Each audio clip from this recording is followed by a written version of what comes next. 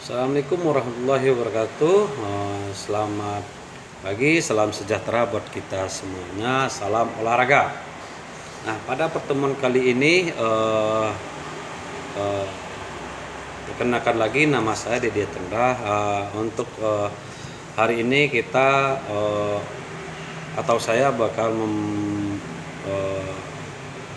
membacakan hasil makalah pedagogik saya, yang mana judul kali ini adalah modifikasi olahraga dalam PJOK secara pedagogik.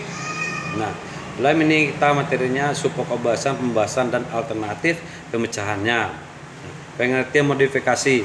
Modifikasi secara umum diartikan sebagai usaha untuk mengubah atau menyesuaikan, namun secara khusus modifikasi suatu upaya yang dilakukan untuk menciptakan dan menampilkan sesuatu hal yang baru, unik dan menarik.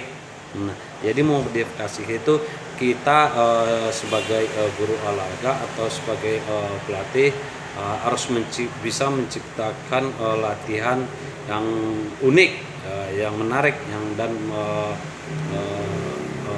yang modifikasi yang bisa kita jadikan sebuah untuk latihan bagi anak-anak kita.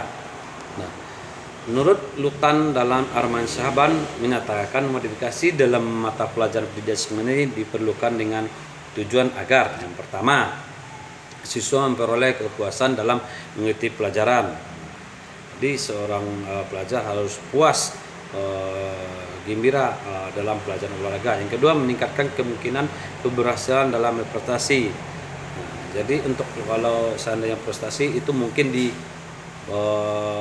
tingkat SMA, tapi waktu tingkat SMP masih mencari kesenangan liburan, belum masuk ke prestasi. Yang ketiga, siswa dapat melakukan pola gerak secara benar, dan pola gerak seperti panjang pendek tangan seperti inilah. Jadi harus pola gerak secara benar. Yang B, pendidikan jasmani dan pedagogik. Meskipun rumus lingkup unsur pedagogik olahraga beragam pada berbagai negara karena terkait dengan perbedaan budaya, akar, sejarah, dan standar metodologi.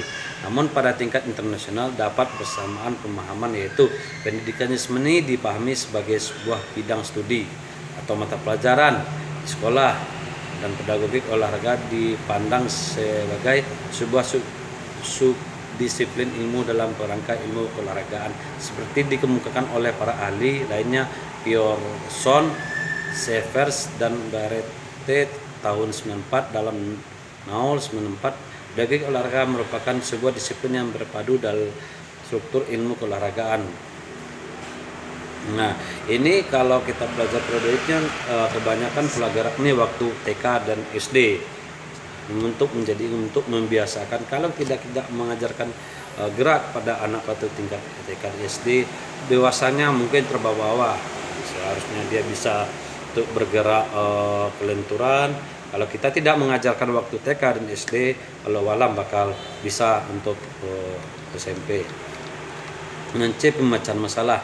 Kegiatan pembelajaran dalam pembelajaran gerak dan olahraga tadi lebih penting daripada hasilnya. Dengan demikian, bagaimana guru memiliki metode melibatkan anak berinteraksi dengan murid serta berangsang interaksi murid dengan murid lainnya. Jadi kita sebagai seorang guru ini harus bisa merangsang atau memicu pola gerak anak dari gerakan satu ke gerakan lain.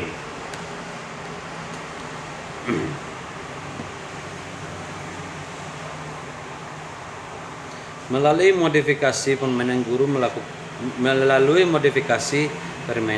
melakukan perubahan-perubahan berupa pengembangan yang sesuai dengan karakteristik sekolah.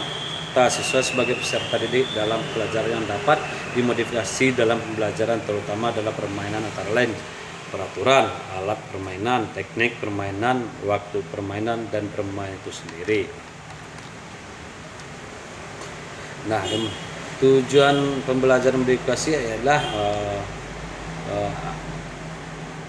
pertama, tujuan perluasan maksudnya adalah tujuan mempelajari yang lebih menekankan pada perolehan pengetahuan dan kemampuan melakukan bentuk atau wujud keterampilan yang dipelajari tanpa memperhatikan aspek efisien atau efektivitasnya. Tujuan kedua maksudnya adalah tujuan belajar yang lebih menekankan pada perolehan pengetahuan dan kemampuan melakukan gerak secara efisien. Lanjutnya, pembelajar yang lebih menekankan pada perolehan pengetahuan dan kemampuan tentang efektif tidaknya gerak yang dilakukan melalui kriteria tertentu sesuai dengan tingkat kemampuan siswa itu sendiri. Kedua, modifikasi materi pembelajaran.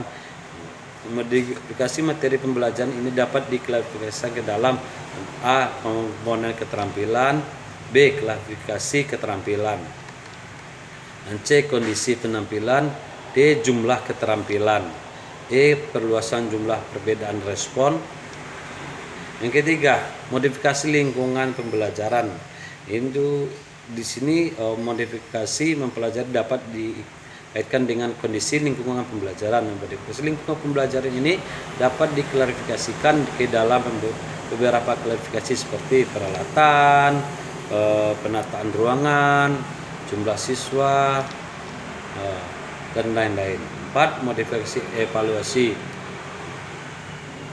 Modifikasi evaluasi pembelajaran maksudnya adalah penyusunan aktivitas belajar yang terfokus pada evaluasi skill yang sudah dipelajari siswa pada berbagai situasi. Aktivitas evaluasi dapat merubah fokus perhatian siswa dari bagaimana seharusnya suatu skill dilakukan menjadi bagaimana skill itu digunakan atau apa tujuan skill itu tersebut. Nah, itulah hasil makalah saya pada pertemuan kali ini. Kalau ada kata-katanya yang tidak berkenan pada tempatnya, saya minta maaf. Kalau ada kritik dan saran, boleh nanti di komen di YouTube saya, Dedi Yatendra. Lebih dan kurang mohon maaf. Wabillahi taufiq. Assalamualaikum warahmatullahi wabarakatuh.